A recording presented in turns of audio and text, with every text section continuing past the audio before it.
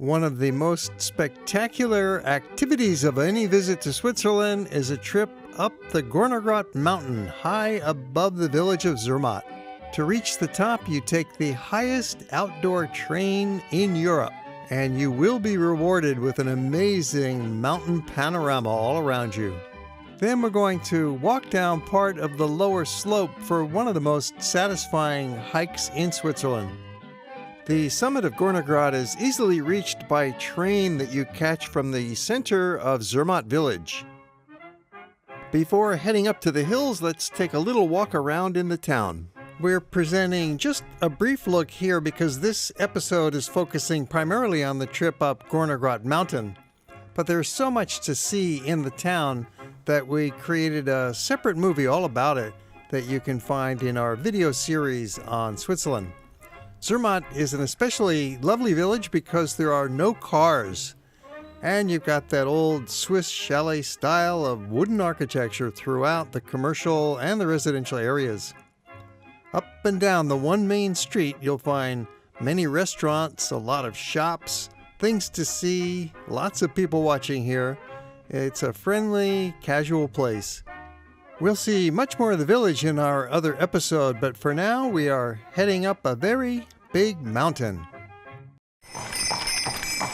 On the map you can see the three mountains we'll be visiting. We'll go up the Gornergrat by rack railway in this episode, and then in a separate program we'll take you up the Little Matterhorn by cable car and up the Sonega by a funicular rack rail. And then we'll be walking down the lower flanks of all three of those mountains. Let's get this adventure going with perhaps the most exciting journey that you can take in Zermatt, if not in all of Switzerland, to the top of the Gornergrat. Nearly all Zermatt hotels are in easy walking distance to catch the train. You start the journey right across from the main train station in the center of Zermatt. The Swiss make it very easy for you to reach the mountaintops. The Gornergrat is 10,000 feet high, and it offers perhaps the best view in all of Switzerland, looking out at 29 high mountains all around you.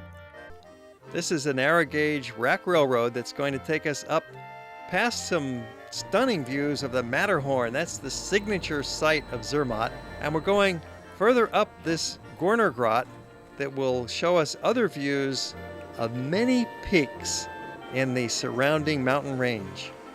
During the 33-minute ride, we get frequent wonderful views of the Matterhorn, and at the top we'll be rewarded with the most amazing mountain panorama in all of Europe. We get some quick views looking back into Zermatt village, but we're climbing rapidly up to the top of the mountains. The map shows the routing of the rail, which does make 4 short stops along the way up. Takes about a half an hour for the journey from Zermatt up to the top. Price is about $100 round trip. You'll get a discount if you have the Swiss Rail Pass. During the summer, the trains depart 2 or 3 times every hour, but other seasons it could be 1 time an hour, so check the schedule. This train is the second highest railroad in Europe, just behind the train that goes up to the Jungfrau, and it's actually the highest train that's primarily not inside tunnels. The train station at the top is at 3,090 meters above sea level, or 10,137 feet, making it the highest outdoor rail station in Europe. This cograil goes up a very steep incline with a gradient of 1 in 5 at the maximum. The line rises along the slope of the valley and crosses the Finderland Gorge by a long viaduct, passing through several tunnels. The Zermatt Valley and the Matterhorn are seen in the distance. About 2.5 miles, you reach the station of Riffelalp, which is at 7,300 feet. A quarter mile away, there's the famous Hotel Riffelalp, where you could stop by for a refreshment or spend the night. We'll stop off and show you the Riffelalp restaurant on the way down, because when we come down, we're going to get off there and do some hiking down to the bottom, reaching Zermatt town on foot. Ascending the mountain slope, the next station is soon reached at Riffelberg at 8,471 feet. and then on over hilly pastures to the Rotenboden, another station where you could get off the train and do a little bit of hiking. Small group got off the train and looks like they're going to do some skiing. That scene was filmed in the month of May, and there is plenty of snow at this level. However, in the summer, the snow does not reach down to this level, so you might be able to do some hiking instead. But we're staying on and riding to the top.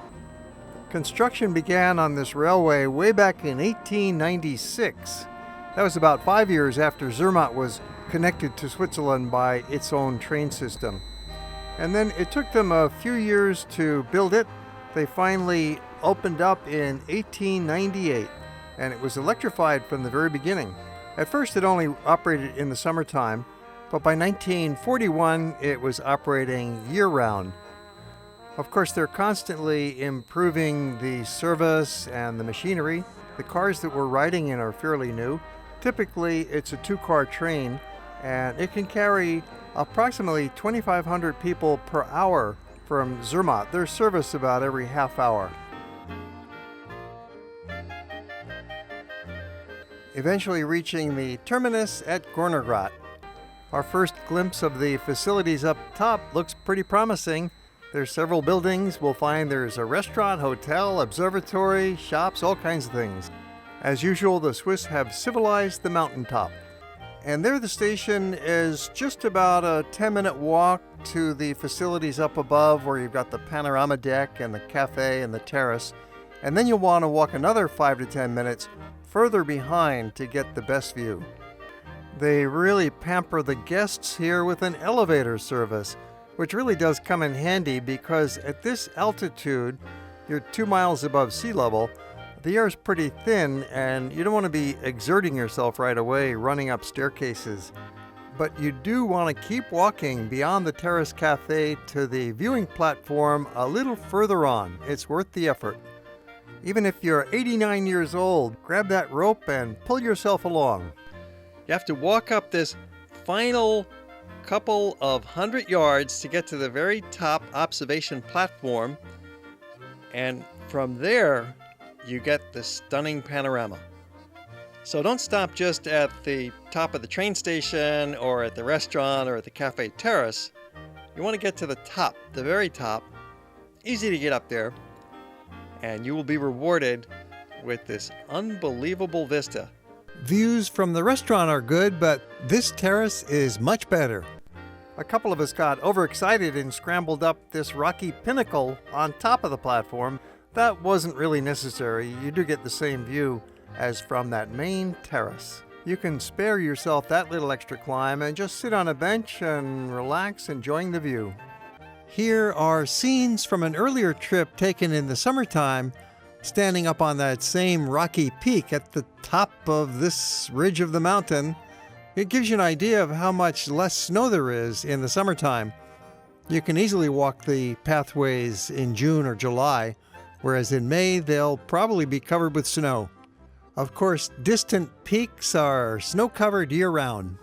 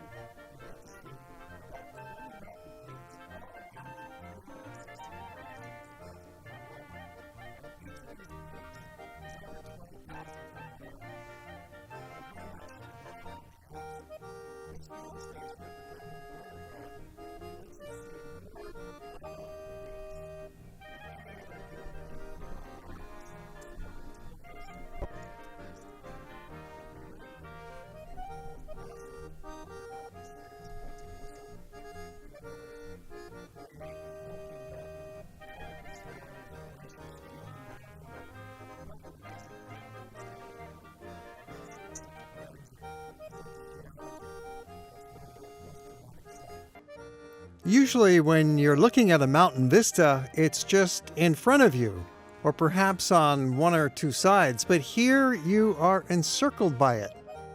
The Gornergrat at 10,290 feet is remarkable from the fact that there's an unbroken range of magnificent snow peaks on every side. There's not a single break in the chain. It's an isolated rocky peak that seems formed by nature to enable one to survey at leisure the marvelous scenes all around. The huge Gorner Glacier winds around its base from a dizzy depth below, and beyond are snows of that glorious range that begin with Monte Rosa, the highest mountain in Switzerland, which seems only a stone's throw away, and ending with the Matterhorn. Then the central range of the Pennine Alps with the stupendous summits of the Dent Blanche, the Gabelhorn and the Rothorn and the Weisshorn, all linked together in one vast chain of snow and ice. Next, far away beyond the Rhone Valley, some distant peaks of the Bernese Oberland. And again to the right, the group of 10 more mountain peaks completing the circle all around you. And between these mighty peaks lie innumerable glaciers, notably the vast sea of ice formed by the Gorner, the Theodule, and the Fergan glaciers, which lie like a map down below you. Its moraines, its snow slopes, and countless crevasses revealed at a single glance. Here you have what is said to be the finest alpine view in Europe. You're standing on a central dome of rock, and as far as you can see, a surrounding world of ice and snow. The entire area of the Gorner Glacier is 22 square miles, which makes it the second largest glacial system in the Alps after the Aletsch Glacier up at the top of the Jungfrau. Naturally, these are some of the most exciting photo ops you'll ever find, so you want to be sure to get some good angles, get some selfies, or have your friend take pictures of you. Get together with your group as we're doing and have that mountain backdrop. Everybody smiling and waving with the sunshine beaming down on us. You notice it's very comfortable up here. They've got benches, they've got information signs to identify the mountains all around you, and very good pathways. Now we're going to head back down and warm up in the cafe. It's not that cold, it's just barely freezing and sunny, there's no wind, really ideal conditions. You can sit outdoors if you like, or sit indoors in this cafeteria. Most people like to sit outside on the terrace, and there you can see the Matterhorn in the background. Of course, you can just sit at the outdoor tables and relax. You don't have to buy anything, but you'll be surprised at the nice quality of the traditional Swiss food available up here. And if you're hungry, there's really no other choice. There is a small deluxe hotel at this level, the Kulm Hotel, and you could spend a night or more here. Its prices range from about $300 a night up to $500 a night, depending on the season and availability. And that includes a big buffet breakfast and a 4-course dinner with the view of the mountain peaks right outside your window. Plus, you'll have the mountain to yourself at dusk and dawn, often including spectacular views of stars at night. With all of those massive 29 peaks, there is one particular spike that is most outstanding. Matterhorn is the most unique and imposing mountain of the Alps. Its shape is so familiar it's probably the most famous mountain in the world, and stands as the symbol of the country, almost like the Eiffel Tower does for Paris and France. No photo or video or story can possibly do it justice, yet anticipate what you will, it is impossible to be disappointed. Not only is the icy wedge nearly 15,000 feet high, but its gaunt, tusk-like form emerges from the surrounding glaciers with almost perpendicular sides. Its clear-cut silhouette stands out against the sky, unutterably grand, while clouds sometimes skirt or shroud its giant form. On the other side, Monte Rosa, even taller, highest mountain in Switzerland. Well, enough mountain viewing, let's go shopping. The Gornergrat boasts the highest shopping mall in Europe. And they've also got a hotel up here. It's the highest hotel in the Alps. You can buy watches, pocket knives, luggage, a bottle of wine, or some chocolates. And we'll show you how to get down from the Gornergrat. There's a beautiful hiking trail. We are heading down from the top of the Gornergrat Mountain above Zermatt, And we decided to take the train part of the way and then walk the rest of the way down into the village at the valley bottom. Now, as you're riding down the train, you have choices of what station to get off and to decide how long a walk you want to make. So we decided to head down towards the bottom and get off at Alps station, and then we expect about an hour and a half walk down into the village. The map shows the train route from the top at Gornergrat down to Alp, where we got off. There are two different routes down from the Alps station. We went to the left side of the train tracks, or you could go to the right side of the tracks when you get out at that Alps station and head down on a slightly more direct route. But either way, it's really quite similar. Of course, you could just stay on the train if you want and ride all the way to the bottom, but it's nice to do some walking, so take advantage of this station at Alp. In late afternoon, you'll have plenty of time to walk down to Zermatt. It makes an easy family stroll. Heading over towards Hotel Alp, we didn't go to the hotel, but it's there if you wanted to stop in for a break. You could even stay at that fancy hotel. Or you could stop by and have lunch at their outdoor terrace at the restaurant, which is open to the public, of course. You get a beautiful view looking out across the mountains, and after resting and refreshing, you can resume your hike. And it's a nice hike down. We're going to take a stroll downhill and downhill and downhill. It's all downhill. You could start the same hike higher up the mountain. Indeed, you could begin at the Gornergrat on top if you're there in the summertime and the snow has melted sufficiently. And that would take you about 5 hours to walk all the way down from the mountaintop into Zermatt village down in the valley bottom. Or you could start at Rotenboden, a little bit further down from the top, and there's a nice walk over to a lake called Riffelsee, and you get a beautiful picture of the Matterhorn. Or you could start at Riffelberg, another station further down.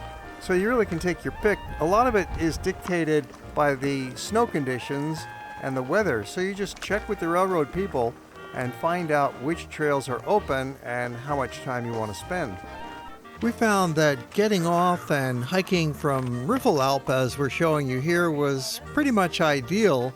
You get the experience of about an hour hiking on a lovely trail, and yet it's quite easy. It's all downhill, and soon you're back in Zermatt town. But you don't want to trip and fall down. You have to keep your eyes on the ground and be careful as you're walking along, and take it easy, at the same time enjoying great views. Some people purchase a fancy walking stick to help them down. Others just grab a branch off the ground, and that can work pretty well too. And then we ran into a flock of sheep. We didn't see any actual wildlife up here on the mountain as we walked down, although some occasionally can be spotted. But the sheep were quite entertaining. Very well behaved, munching away on the grass and making a little musical symphony with their bells. Many Swiss people and other enthusiastic hikers prefer to walk uphill. They feel it's better exercise to go up, and you get views of the mountains looking up as you go, and they even say it's easier on the body and you're less likely to lose your balance when you're walking uphill rather than downhill. But for us occasional hikers, going downhill is just the ticket. Obviously, it's much easier. And you can kind of float down when you get into the flow of the right speed and the right angle with your feet, or so it would seem. But, well, it's up to you. Consider the bold approach and walk uphill. Of course, there are many loop hikes where you can walk uphill for part of it and then turn around and walk downhill on a different leg of it, back to where you started. Thoughtfully, they provided some benches along the way so that you can sit down and rest, drink some water, have a picnic snack. Towards the bottom, the trail levels off, which makes walking a lot easier. And signposts let you know where you're going. We made it. Well, not quite yet. We're not all the way down yet. We thought we were, but looking at the signpost, okay, we have a little bit further to go. Timber production is important to the economy still, and of course they do it in a very ecological way with selective logging. A lot of it used for firewood, which they neatly stack up to dry. Some more downhill legs, passing a new house. They build the new ones in the old style using the local materials. There's lots of lumber here, lots of trees growing all around. It's primarily a forest of larch trees, which is that same building material that they've used for centuries in the area. It's very durable hardwood. We finally reached a paved road, a narrow road, but there's signs of civilization and progress. Now, some of us thought it would be easier to walk along the paved road to get back into Zermatt, and others thought a more direct route was continuing on dirt paths and passing the houses. Turns out those who took the paved road took about a half an hour longer to get back to the village than those on the dirt path. At the end of the walk, we took a little break to nurse our feet, check our shoes, and have a rest. Back in Zermatt town, you'll want to take a break, maybe have a meal, rest up a little bit. We have a separate movie about Zermatt that shows you how lovely this village is. We also have a movie about the other great mountain adventure, going up the Klein Matterhorn, walking down part way, and also going up the Sunega, and there too, hiking down. Be sure to look for those in our collection.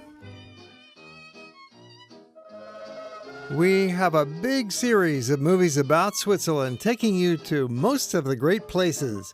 We'll bring you to Lucerne and up to Mount Titlis, Mount Rigi, over to Interlaken, up to the Jungfrau. We'll see the Schilthorn, Lauterbrunnen Valley, Trummelbach Falls, Grindelwald, Bern. Then on to Zermatt, the Matterhorn. Yes, we'll have a look at the Gornergrat, up the Sunega, do some hiking, show you the village. Then on down to Lugano and Locarno. In the southern part of Switzerland, the Ticino. We also take you to the great city of Zurich. Look for them in our Swiss collection.